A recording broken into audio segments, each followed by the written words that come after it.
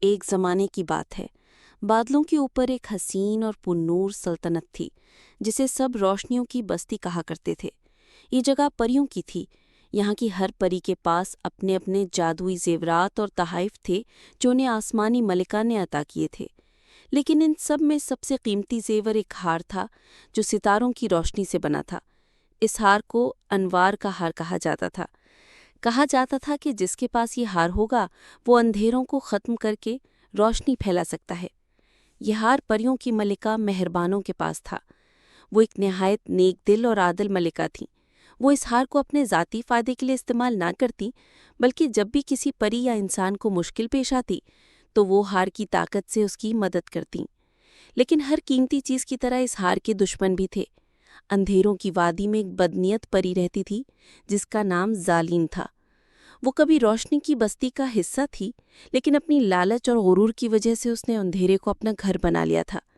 وہ چاہتی تھی کہ یہ جادوئی ہار اس کے قبضے میں آ جائے تاکہ وہ روشنیوں کو ختم کر کے پوری دنیا پر اندھیرا پھیلا سکے۔ ہار کی چوری۔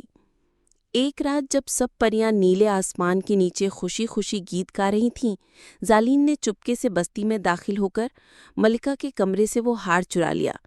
جیسے ہی ہار اس کے ہاتھ میں آیا، آسمان پر بادل چھا گئے اور پوری بستی اندھیرے میں ڈوب گئی۔ پریاں گھبرا کر ملکہ کے پاس آئیں۔ ملکہ مہربانوں نے افسوس سے کہا، یہ ذالین کی شرارت ہے، اس نے انوار کا ہار چرا لیا ہے۔ اب ہمیں کوئی بہادر پری چاہیے جو اس ہار کو واپس لا کر روشنیوں کی بستی کو بچا سکے۔ بہادر پری کا انتخاب۔ پریوں میں ایک نہایت معصوم مگر نڈر پری تھی جس کا نام عائشہ تھا۔ اگرچہ وہ سب سے کم عمر تھی مگر اس کا دل بڑا اور ایمان پختہ تھا۔ اس نے آگے بڑھ کر کہا، ملکہ عالیہ، مجھے یہ ذمہ داری دیجیے، میں ہار واپس لا کر روشنیوں کی بستی کو بچاؤں گی۔ ملکہ نے مسکرا کر اس کے سر پر ہاتھ رکھا اور کہا، یاد رکھو عائشہ، طاقت ہمت میں نہیں بلکہ نیک نیتی میں ہے۔ اگر تمہارا دل صاف ہوا تو ہار خود تمہیں اپنی طرف کھینچ لے گا۔ سفر کا آغاز۔ عائشہ اپنے ننھے پروں کو جھلملاتی روشنی کے ساتھ پھڑپھڑاتے ہوئے اندھیروں کی وادی کی طرف نکل پڑی۔ یہ راستہ آسان نہ تھا، کبھی طوفانی ہوائیں آتیں، کبھی زہریلے کانٹے دار پودے اس کا راستہ روکتے، لیکن عائشہ ہر مشکل کو صبر اور دعا کے ساتھ پار کر لیتی۔ راستے میں اس کی ملاقات ایک پرندے سفید کبوتر سے ہوئی جس نے کہا، اے بہادر پری، میں جانتا ہوں تم ہار ڈھونڈنے جا رہی ہو، یہ سن لو، ذالین نے ہار کو اپنے کلے میں چھپایا ہے، لیکن وہ ہار صرف اسی کو ملے گا جس کا دل خوف سے پاک اور سچائی سے بھرا ہوگا۔ عائشہ نے شکریہ ادا کیا اور سفر جاری رکھا۔ ذالین کا قلعہ۔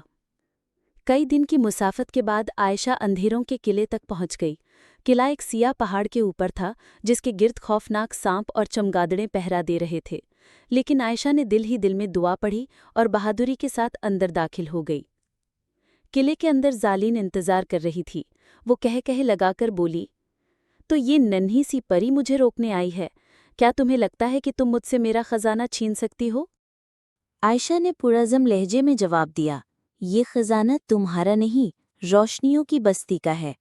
تم اندھیرا پھیلانا چاہتی ہو، مگر یاد رکھو، اندھیرا کبھی روشنی کو ہرا نہیں سکتا۔ ذالین نے جادوئی منتر پڑھ کر آگ کے شعلے پیدا کیے، مگر حیرت انگیز طور پر وہ شعلے عائشہ کو نقصان نہ پہنچا سکے۔ اس کے دل کی روشنی نے آگ کو بجھا دیا۔ ہار کی واپسی۔ اچانک قلعے کے کونے سے ہار جھلملانے لگا جیسے وہ عائشہ کو پکار رہا ہو۔ عائشہ آگے بڑھی اور جیسے ہی اس نے نیک نیتی کے ساتھ ہاتھ بڑھایا، ہار خود بخود اس کے ہاتھوں نے آ گیا۔ ذالین غصے سے چیخی لیکن کچھ نہ کر سکی کیونکہ ہار کی روشنی نے اسے اندھیروں کی وادی میں قید کر دیا۔ عائشہ نے ہار واپس لے کر روشنیوں کی بستی کی طرف اڑان بھری۔ جیسے ہی وہ بستی میں پہنچی اور ہار ملکہ کے حوالے کیا، آسمان ایک بار پھر جگمگا اٹھا، ستارے چمکنے لگے اور ہر طرف خوشی کی لہر دوڑ گئی۔ سبق۔ ملکہ مہربانوں نے سب پریوں کو جمع کر کے کہا، یاد رکھو، جادوئی ہار صرف ایک زیور نہیں، یہ اس بات کی نشانی ہے کہ نیکی، ایمان اور سچائی سب سے بڑی طاقتیں ہیں۔